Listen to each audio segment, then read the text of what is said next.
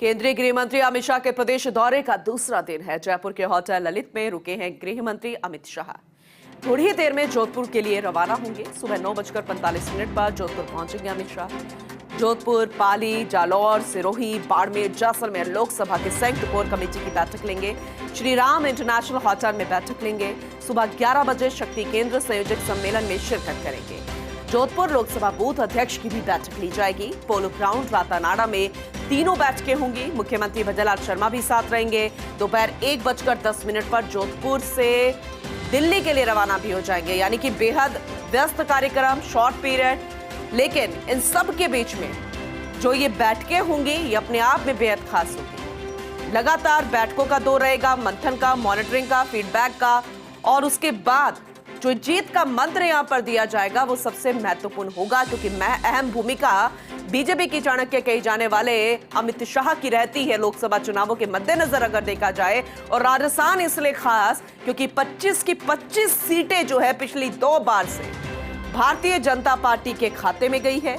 एक बार फिर से वही चुनौतियां खड़ी हुई है और ऐसे में उस चुनौती को पार पाना है और पूरी कोशिश यहां पर अमित शाह से लेकर तमाम जो कार्यकर्ता है वो जुटे हुए हैं। पॉलिटिकल एडिटर योगेश शर्मा जी हमारे साथ जुड़ चुके हैं, ज्यादा जानकारी उनसे लेंगे। योगेश जी, लगातार हम चर्चा कर रहे हैं लोकसभा चुनावों के मद्देनजर, और कल से जब से अमित शाह आए हैं, कल का दिन उसका निचोड़ आपसे जानकारी लेना चाहेंगे, और आज का दिन कितना महत्वपूर्ण है जोधपुर के अगर मद्देनजर देखा जाए तो उसको भी विस्तार से बताइए।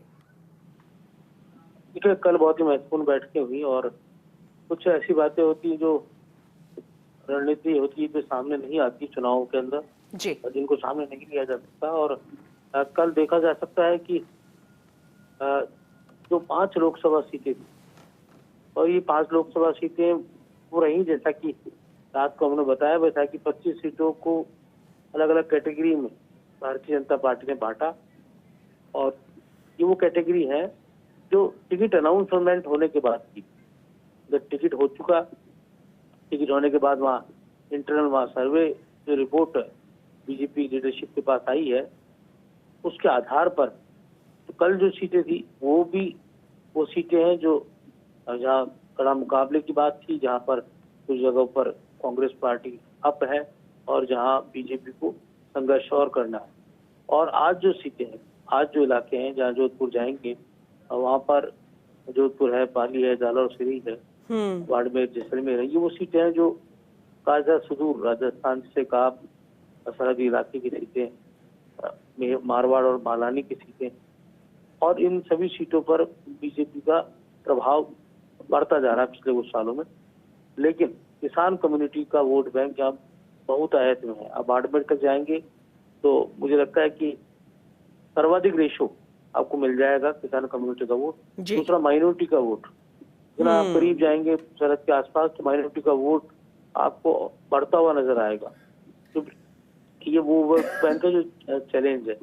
लेकिन बीजेपी को लगता है कि बाड़मेर जैसलमेर की सीट फिर निकलेगी और वहाँ ट्रायंगुलर मुकाबले की कोशिश, वहाँ राज चौधरी हैं, वहाँ पर उम्मीद राम है। और सबसे बड़ी बात ये भी है कि चाहे गणेश सिंह शेखावत हो, कैलाश चौधरी हो, दोनों ही केंद्रीय मंत्री, तो दोनों ही मोदी सरकार का हिस्सा है। तो ऐसे में मोदी सरकार का कोई मंत्री अगर चुनाव लूज करता है तो ये भी एक उस बात से विपरीत होगा जब हम बीजेपी 400 पार की बात कर रही है। इसलिए जरूरी हो जाता है कि उन सभी सीटों को मजबूती के साथ देखा जाना चाहिए और जहाँ कमियां हैं उनको दूर किया जाना चाहिए।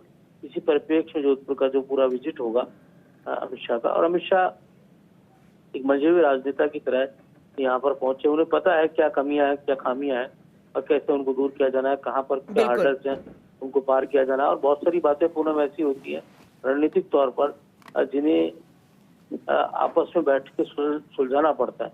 यही कारण होता है कि अमित शाह जिस तरह की बैठकें कर रहे हैं वो इसी परिप्रेक्ष्य में है कि समीक्षा हो, रणनीति बने और भावी रोड मैप तैयार हो। और जो मतदान का दिन है उस दिन भारतीय जनता पार्टी का वोट निकल कर सामने आए, मतदान स्थल तक पहुंचे और ज्यादा से ज्यादा मत प्रतिशत बढ़े। ये बीजेपी की कोशिश है। बीजेपी की यही कोशिश पूरे देश भर में चल रही है कि मतदान का प्रतिशत बढ़े। अगर मतदान का प्रतिशत बढ़ता है तो बीजेपी को लगेगा कि नरेंद्र मोदी सरकार के पक्ष में मतदान हो रहा है और इसका लाभ बीजेपी को मिलेगा, जिस तरह का वो टारगेट लेकर चल रहे हैं। अब तो कहा जा सकता है आज की जो बैठकें हैं, जी। पाली की मजबूत गढ़ माना जाता है बीजेपी का, बिल्कुल। जोधपुर को बीजेपी मजबूत मानकर चल रही है। बीजेपी बाड़मेर, जैसलमेर में बीजेपी को फाइट के आसार नजर आ रहे हैं, लेकिन वो किस लेवल की फाइट होगी, क्योंकि वहाँ ट्रायंगुलर मुकाबले की कोशिश हो रही है। वहाँ प्रवीण सिंह भाटी उम्मीदवार है। अब सवाल ये भी उठता है, एक पक्ष ये भी कहता है कि जसवंत सिंह भी इंडिपेंडेंट लड़े थे, उनसे बड़ा मनाली में कोई राजपूत छद्रव आज तक नहीं हुआ और बड़े नेता थे जिन्हें सेकुलर वोट मिलता था, तो वो भी इस चुनाव में इंडिपेंडेंट नहीं जीत पाए, तो कैसे मुकाबला होगा। लेकिन यहाँ बहुत दिलचस्प बात यह है कि कांग्रेस ने अपने बिल्कुल अलग हटके उम्मीदवार सामने उतारा है। बिल्कुल बिल्कुल, और इसीलिए चुनौती तो है, लेकिन देखना होगा कि रिजल्ट जो है वो क्या कुछ निकल कर आता है, क्योंकि सभी पार्टियों ने अपनी कमर कस ली है। फिलहाल बहुत शुक्रिया योगेश जी विस्तार से इस जानकारी के लिए।